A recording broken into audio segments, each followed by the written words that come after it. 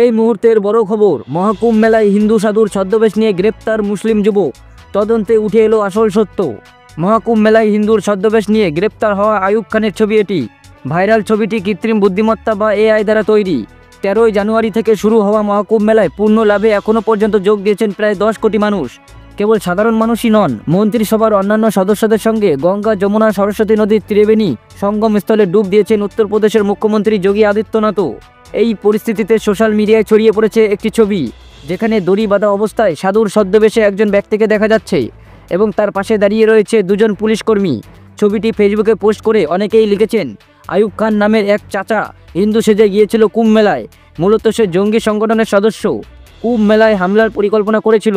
কুম্ভ মেলায় উপস্থিত 1 কোটি হিন্দু সাধুর ভেতর থেকে তাকে খুঁজে বের করে গ্রেপ্তার করেছেন ভারতীয় গোয়েন্দা সংস্থা।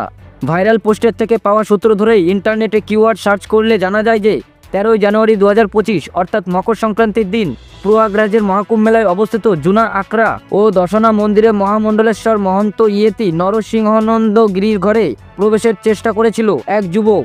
অন্যয় সন্তরা তার পরিচয় জিজ্ঞেস করলে নিজেকে আয়ুষ বলে পরিচয় দিয়েছিল সে।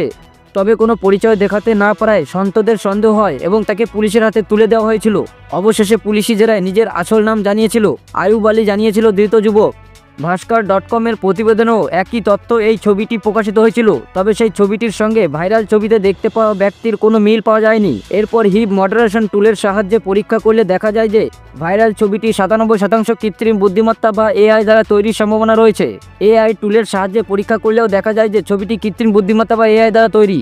অতএব এখান থেকে প্রমাণিত যে ভাইরাল ছবিটি কৃত্রিম বুদ্ধিমত্তা বা এআই দ্বারা তৈরি। এই মুহূর্তে আরও একটি গুরুত্বপূর্ণ খবর বেরিয়ে এসেছে। মুখ্যমন্ত্রীর উপস্থিতিতে তৃণমূলে যোগ দিলেন জন বার্লা। আগেই বলেছিল নজরবন্দি। প্রাক্তন বিজেপি সাংসদ এবং কেন্দ্রীয় মন্ত্রী জন বার্লার তৃণমূল কংগ্রেসে যোগদান করলেন। মুখ্যমন্ত্রী মমতা বন্দ্যোপাধ্যায়ের সুভাষিনী চা বাগানের সরকারি সহায়তায় প্রধান অনুষ্ঠানে জন বার্লার উপস্থিত হয়েছেন। কিছুক্ষণের মধ্যেই তৃণমূলে নাম লেখাবেন উত্তরবঙ্গেরই এই নেতা। 2024 সালের লোকসভা নির্বাচনে বিজেপি তাকে টিকিট না দেওয়ার পর থেকেই জন বার্লার সঙ্গে বিজেপির দূরত্ব বাড়তে থাকে। 23শে জানুয়ারি আলিপুর দুয়ারের কালচিনিতে সুভাষিনী চা বাগানের ময়দানে মুখ্যমন্ত্রী মমতা বন্দ্যোপাধ্যায়ের সরকারি সহায়তায় প্রধান অনুষ্ঠানে উপস্থিত আছেন জন বার্লা। জন বার্লার বক্তব্য দেখুন কি হয়। আমার অনেক ইস্যু আছে, দাবি আছে, ডুয়ার্সের উন্নয়নের দাবি। আর আমি একা নই, আমার সঙ্গে অনেকেই আছেন। 2019 সালের লোকসভা নির্বাচনে আলিপুর দুয়ার আসন থেকে বিপুল ভোটে জয়ী হয়ে বিজেপির সাংসদ এবং পরবর্তীতে কেন্দ্রীয় মন্ত্রী হন জন বার্লা। তবে 2024 সালে তাকে টিকিট না দেওয়ার পর থেকেই বিজেপি নেতৃত্বের সঙ্গে তার সম্পর্ক তিক্ত হয়ে ওঠে। আলিপুর দুয়ার লোকসভা আসনে বিজেপি মনোজ টিগ্গাকে প্রার্থী করার পর জন বার্লার অসন্তুষ্ট প্রকাশ্যে আসেন। জন বার্লা বিশেষ করে ডুয়ার্স অঞ্চলের উন্নয়ন এবং হাসিমারা এয়ারপোর্টে নিয়ে উদ্বিগ্ন।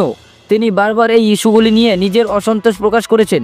মুখ্যমন্ত্রীর সভায় উপস্থিত থেকে তিনি জানান তার সঙ্গে বহু মানুষ রয়েছেন যারা উন্নয়নের দাবি নিয়ে তার পাশে রয়েছেন।